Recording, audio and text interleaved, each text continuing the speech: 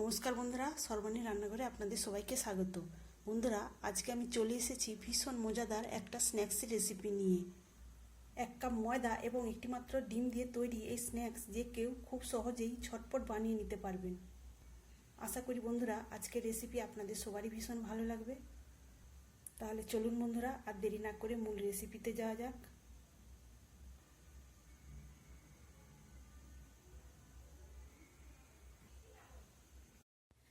রেসিপিটা তৈরি করার জন্য এখানে আমি নিয়েছি 1 কাপ ময়দা। এখন দেবো স্বাদ মতো লবণ, দিয়ে দিলাম হাফ চামচ চিনি, এখন দেবো হাফ চামচ কালো জিরা, এবার দেবো 2 টেবিল চামচ রিফাইন্ড তেল। এখন সমস্ত উপকরণ হাত দিয়ে ভালো করে মিশিয়ে নেব। হাত দিয়ে ভালো করে ঘষে ঘষে এইভাবে ময়ামটা দিয়ে নেব। যখন দেখা যাবে এই মিশ্রণটা মুঠি করলে সুন্দরভাবে মুঠি হয়ে যাচ্ছে, আবার একটু চাপ দিলেই ভেঙে যাচ্ছে, তো বুঝে নিতে হবে যে সুন্দর করে ময়ামটা দেওয়া হয়েছে। এখন অল্প অল্প জল দিয়ে একটা ডো বানিয়ে নেব। তবে একসঙ্গে বেশি জল দেওয়া যাবে না, অল্প অল্প করে জল দিয়ে ডোটা বানিয়ে নিতে হবে। আমরা সাধারণত রুটি পরোটার জন্য যেইভাবে আটা ময়দা মেখে থাকি সেইভাবেই একটা ডো বানিয়ে নিতে হবে। আমি এখানে ময়দা দিয়ে রেসিপিটা বানাচ্ছি, আপনারা চাইলে আটা দিয়েও বানাতে পারেন। আমি সুন্দর করে সফট একটা ডো বানিয়ে নিয়েছি। আবারও আমি হাতে একটু রিফাইন্ড তেল দিয়ে উপরটাতে এইভাবে মাখিয়ে রেখে দেবো, যাতে উপরটাতে শুকনো হয়ে না যায়। এখন ঢেকে দিয়ে রেস্টে রেখে দেবো 10 মিনিট। সেই ফাঁকে আমি একটা পুর বানিয়ে নেব। পুর তৈরি করার জন্য একটা ফ্রাইং প্যান বসিয়ে দিয়েছি। এখন ফ্রাইং প্যানে দিয়ে দেবো 2 টেবিল চামচ সরিষার তেল। তেলের মধ্যে দিয়ে দেবো হাফ চামচ গোটা জিরা। জিরাটাকে ভেজে নেব। জিরাটা ভাজা হয়ে গেছে, এখন আমি ওর মধ্যে দিয়ে দেবো 1 চামচ গ্রেট করে রাখা নেওয়া রসুন, আর দিলাম 2টো কুচিয়ে নেওয়া কাঁচা লঙ্কা। এখন রসুনের কাঁচা গন্ধটা চলে যাওয়া পর্যন্ত আমি এইভাবে নাড়াচাড়া করে নেব। এবার আমি দিয়ে দেবো একটা বড় সাইজের কুচানো পেঁয়াজ। পেঁয়াজটা প্রথমে আমি হালকা করে ভেজে নেব। পেঁয়াজটা হালকা করে ভেজে নেওয়ার পর ওর মধ্যে আমি দিয়ে দেবো সামান্য গ্রেট করে নেওয়া গাজর। গাজরটা দেওয়ার পর দিয়ে দিলাম অল্প একটু লবণ, দিয়ে নাড়াচাড়া করে সব কিছু আমি ভালো করে ভেজে নেব। তবে সব কিছু গ্যাসের ফ্লেমটাকে মিডিয়ামে রেখে ভাজতে হবে। হাই ফ্লেমে ভাজলে হবে না, তাহলে কিন্তু পেঁয়াজ বা অন্যান্য উপকরণ পুড়ে যাওয়ার সম্ভাবনা থাকবে। সব কিছু এইভাবে ভেজে নেওয়ার পর এখন আমি এর মধ্যে দিয়ে দেবো সামান্য হলুদের গুঁড়ো, অল্প একটু লঙ্কার গুঁড়ো, আর দেবো 1 চামচ চাট মশলা। সব কিছু আমি আবারও ভালো করে নেড়ে চেড়ে মিশিয়ে নেব। সব কিছু নাড়াচাড়া করে মিশিয়ে নেওয়ার পর দিয়ে দিলাম আমি একটু ধনেপাতা কুচি। ধনেপাতা কুচিটা দেওয়ার পরও আমি আবারও সব কিছু সঙ্গে মিশিয়ে নেব। এখন আমি দিয়ে দেবো একটা বড় সাইজের আলু, তার অর্ধেকটা আমি সেদ্ধ করে নিয়েছি। এটাকে এখন ছোটো গ্রেটারে গ্রেট করে নেব। আপনারা চাইলে এই আলুটাকে হাত দিয়েও ম্যাশ করে নিতে পারেন, তবে গ্রেটারের সাহায্যে এইভাবে গ্রেট করে নিলে আলুটা মশলার সঙ্গে খুব সুন্দরভাবে মিশে যাবে।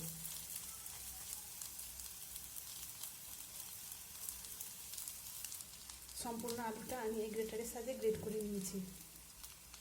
এখন দেওয়ার জন্য নিয়েছি একটা সেদ্ধ ডিম। এই সেদ্ধ ডিমটাকেও আমি এই গ্রেটারের সাহায্যে এইভাবে গ্রেট করে নেব। সেদ্ধ আলু আর সেদ্ধ ডিমটা দেওয়ার জন্য আবারও দিয়ে দিলাম পরিমাণ মতো লবণ। এখন মশলার সঙ্গে আমি আলু আর ডিমটাকে ভালো করে মিশিয়ে নেব। এইভাবে মিশিয়ে নিলেই তৈরি হয়ে যাবে আলু আর ডিমের ভীষণ সুস্বাদু একটা পুর। তবে এই সময় আপনারা অল্প একটু গরম মশলার গুঁড়ো ছড়িয়ে দিতে পারেন। আমি অল্প একটু গরম মশলার গুঁড়ো ছড়িয়ে দিলাম। এখানে পুরটা আমার রেডি হয়ে গেছে। এখন একটা প্লেটে নামিয়ে নেব। ময়দার ডোটা আমি রেস্টে রেখে দিয়েছিলাম, আর দেখুন সুন্দরভাবে সেট হয়ে গেছে। এখন এটাকে আমি আরেকবার ভালো করে মেখে নেব। তো এবার এটা থেকে আমি ছোট ছোট লেচি কেটে নেব।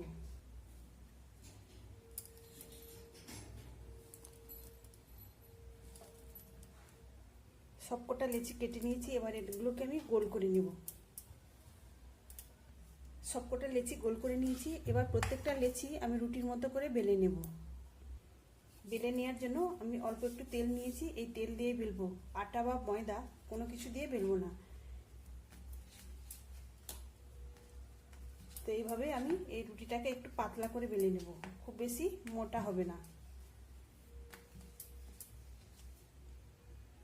তো দেখুন বন্ধুরা, এইভাবে আমি একটা রুটি বেলে নিয়েছি।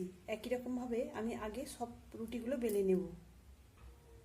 বন্ধুরা, আজকের রেসিপি আপনাদের ভালো লেগে থাকলে অবশ্যই একটা লাইক দেবেন, আর সেই সঙ্গে যদি নতুন বন্ধুরা এসে থাকেন অবশ্যই আমার চ্যানেলটিকে সাবস্ক্রাইব করে আমার পাশে থাকবেন। এখানে আমি এক এক করে সবকটা রুটি বেলে নিয়েছি। এখানে আমি একটা রুটি তুলে নিয়েছি। এবার তৈরি করে রাখা পুরটা আমি এখানে পরিমাণ মতো নিয়ে এই সাইডে দিয়ে দেব। এইভাবে দেওয়ার পর নিচের পাশটাতে উল্টে দেব। এইভাবে ভাঁজ করে দেওয়ার পর আবারও দুই সাইডটা আমি হাত দিয়ে এইভাবে ভাঁজ করে নিলাম। এখন এটাকে আমি এইভাবে রোল করে নেব। এখন এই শেষ প্রান্তে একটু জল লাগিয়ে দিতে হবে, দিয়ে এইভাবে আটকে দিতে হবে, তাহলে কিন্তু এটা ভাজার সময় আর পুরটা বেরিয়ে আসবে না। তো এইভাবে আমি একটা রোল বানিয়ে নিলাম। একই রকমভাবে আমি আবারও একটাতে পুর দিয়ে নিয়েছি। এবার নিচের দিক থেকে আমি এইভাবে ভাঁজ করে নিলাম, নিয়ে এইভাবে দুই সাইডে ভাঁজ করে দিতে হবে। দেওয়ার পর এইভাবে রোল করে নিয়ে শেষ প্রান্তে জলটা লাগিয়ে দেব, দিয়ে এইভাবে আটকে দিলেই আবারও একটা আমার রোল তৈরি হয়ে গেল। এইরকমভাবে আমি সবগুলোই বানিয়ে নেব। এখানে আমি এক এক করে সবকটা রোল বানিয়ে নিয়েছি। এখন এগুলোকে তেলে ভেজে নিতে হবে। রোলগুলো ভেজে নেওয়ার জন্য এখানে কড়াই বসিয়ে পরিমাণ মতো রিফাইন্ড তেল দিয়ে দিয়েছি। তেলটাকে প্রথমে ভালো করে গরম করে নিতে হবে। তেলটা গরম হয়ে গেছে, এখন রোলগুলো এক এক করে আমি ছেড়ে দেব।